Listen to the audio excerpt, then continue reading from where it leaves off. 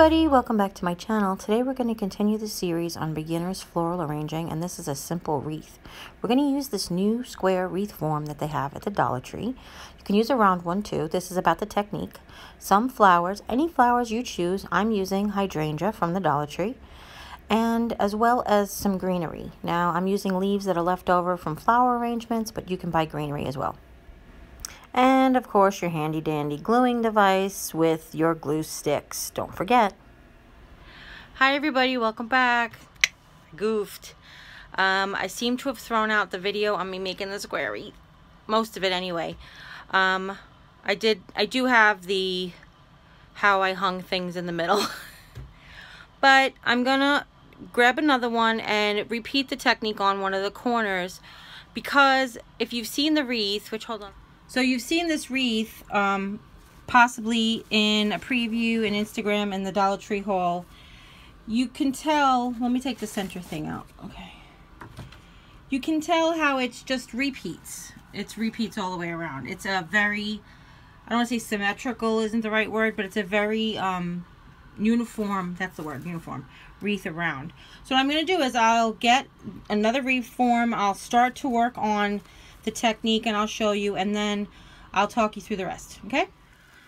Okay, so the first thing we're going to do, I've talked about this in the previous videos. This here was, or is currently, whenever I've had projects where I've used just the flower blossoms like we're going to use here today. Okay, I've used just the flower blossoms in plenty of floral arrangements. I take the leaves left over that usually come with silk flowers, and I've taken an empty stem left over, where there's usually from plenty of silk flowers, and I've just saved all of the leaves. So the leaves just slide on and off like this. Okay. And on a leaf is a plastic, piece of plastic that holds it on the stem. And after you pull off the plastic, this one happens to be in two parts, you're left with just silk leaves. And then obviously they're polyester, but we call them silk flowers, we call them silk leaves. So these particular ones are from Dollar Tree hydrangea from a few years ago. But they have this pretty color variation, which I like. What we're going to do is we're going to use quite a bit of them. If you don't like these leaves, or you don't have these leaves, you can buy greenery at the Dollar Tree of all different kinds. But basically we're going to lay a foundation of greenery down, and then we're going to lay flowers on top of it. The reason I went with this design is because I felt that the square wreath had a very modern feel, but I wanted to keep it in that farmhouse feel, so I basically made modern farmhouse. The way I did that is I used natural elements, but I used them in modern sort of patterns. Okay, so let me take a few off, and we'll take them apart for you. So like I said, what I'm going to do here is I'm going to show you, I'm going to redo one of the corners, and I'll walk you through how I did the rest. But it really does just repeat. It's like a repeating pattern. Again, that's one of the things that gives it a modern feel.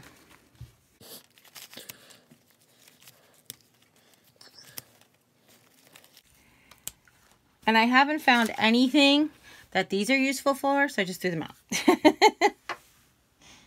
Maybe they are useful for something someday. I don't know. Just can't come in my imagination. All right.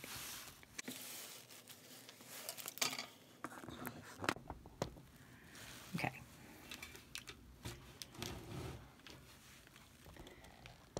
So I'm going to start here. And what I did in the original was I started just inside about 1 inch from the corner. Actually, it was right on the corner of the inside. But you'll see that's about 1 inch from the corner on the outside. And I took hot glue into 3 beads of hot glue. So I did 1 on each wire. So I did 1 on this wire, just a dot, a dot, a dot. And then I took the leaf and I used it, and I pressed it down to secure the leaf. The hole, which is in the center of the 2 leaves, as you see here, goes right along this this middle wire. And then you're going to leave a space because you just want these edges to overlap. and you want to be able to cover the inside and outside wires, but there's going to be a big piece of the wire in the middle coming. I mean, I left available, but the flowers that are coming will cover that.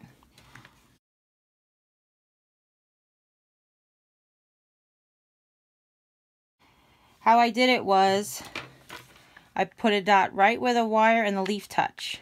Then I went across and across. And what I did do before that I'm not doing now is I used my glue mat. So hold on one second. Let me get my glue mat. Yeah, there we go. Because that could be a mess. All right, so what I'm going to do is I'm going to cut around and pretend we did the whole thing. And then I'm going to just do the corner to show you guys how to do the corner, okay? So I'll put one here. Okay, so when it came to the corner, what I did was it's going to overlap in the middle here, but it's not on the edge. So we did a touchy here, not there, and we went on an angle here like that. Okay, we just let it hang. Make sure we cover that there's no wire showing on the outside ring. So let's repeat it again. So we did here, and then on the overlap. Oops. Oops. So, and it's okay that there's a bunch in the corner. The leaves lay flat when you glue them. And then finally, the last one, we just barely have a little bit of the wire hanging through here. And we do boom, boom, boom. Make sure it's all overlapped and pretty. Okay. So that's the way we did the leaves. And yes, they do get stuck, but that's the way we do the leaves. So you can see that there is still space here and here, but we're going to cover those with flowers. And now the hydrangea that I used for the sample was the burlap hydrangea from the autumn time. But I'm going to replace it with some spring hydrangea to show you guys. And what we did was I just pulled off the blossom, the whole set. I'm sorry, it's not just a blossom. It's like a few. But I pulled off the set of blossoms. And I glued right in the space in the middle of where there is a space here. Do you see that? Okay, so I glued right in there. And I stuck the flowers right in there. And let the blossoms touch the hot glue. Oop.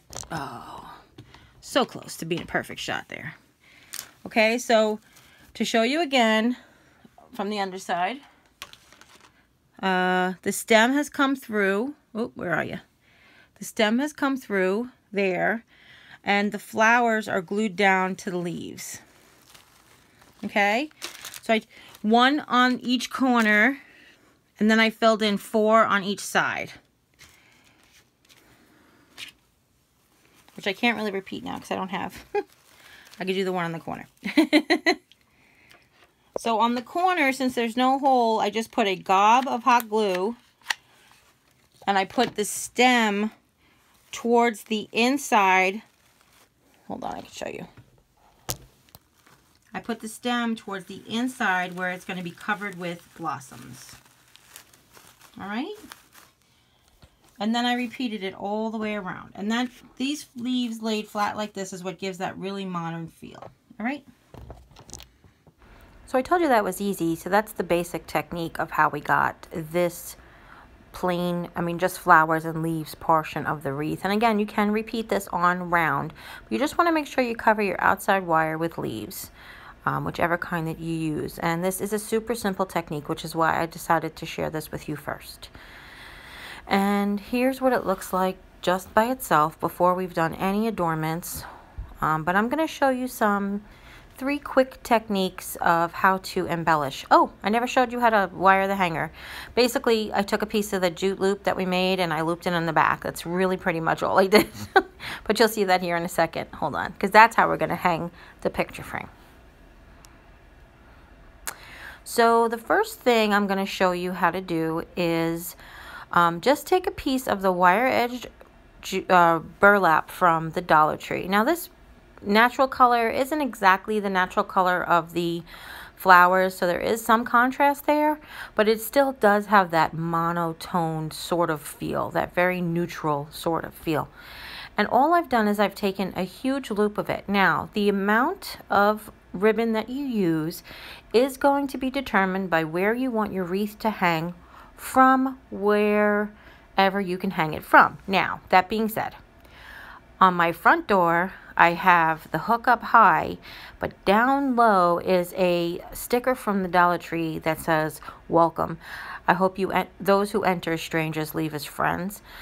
So when I do wreaths, I sometimes like to hang them low, so that actually goes in the middle of the wreath. So I actually put a really long hanger on this, but you can shorten it to your desired length. If you want to hang it over your fireplace and you want it to be extra dramatic and long, if you just want a short one, you just pick a short one. But basically, we've done this kind of thing before, where we're just going to glue a loop of ribbon to itself around the wreath and glue a bow on the top. This bow, I didn't even use my bow method. I just tied it because this is a nice and easy wire ribbon. I had a little trouble making the tails even, but other than that. And then I glued it to the top, and behind it I glued a loop of jute. The reason we did that, so that the top of the loop of the jute,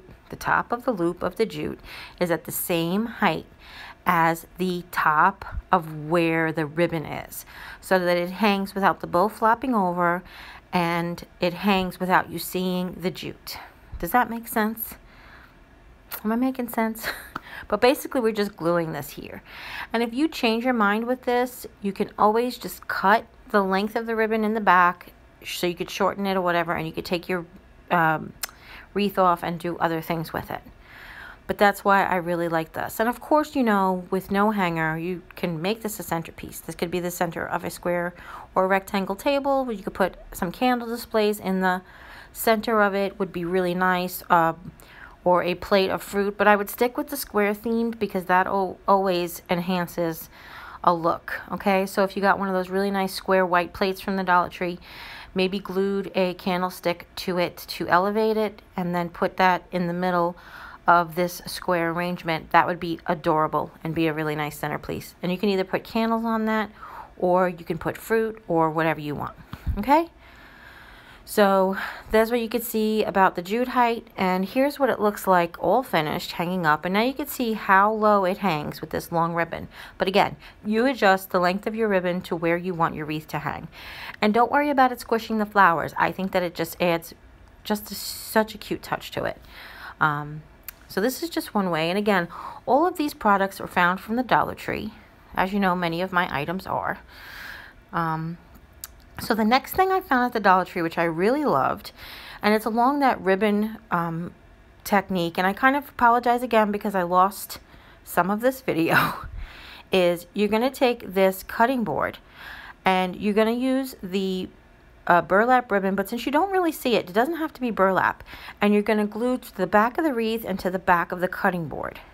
And then you're going to make sure that you use your hanger, to the jute hanger, to hang it to the door.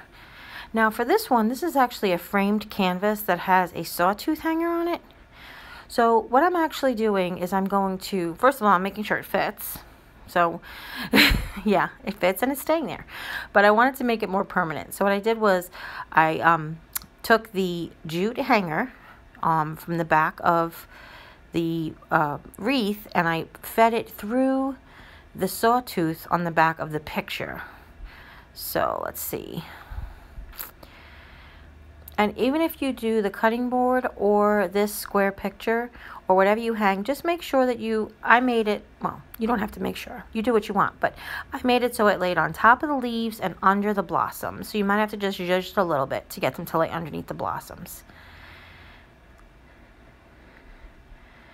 And that's it. So I made the loop on the back of that pretty long, and I hung it from the bottom wire so that it would lay really nice. You see there? And that's all I did, and then I hung it on the door, and it looked perfect. And I love this. This picture, this art is from the Dollar Tree that says, "Let's stay home." I think it's just so darling, and it just gives it that country flair that I just love so much. So that's it, everybody. I hope you really enjoyed this tutorial. I hope you were able to get some really great tips out of it and maybe some inspiration, which I love inspiring you guys. That is like my favorite thing to do.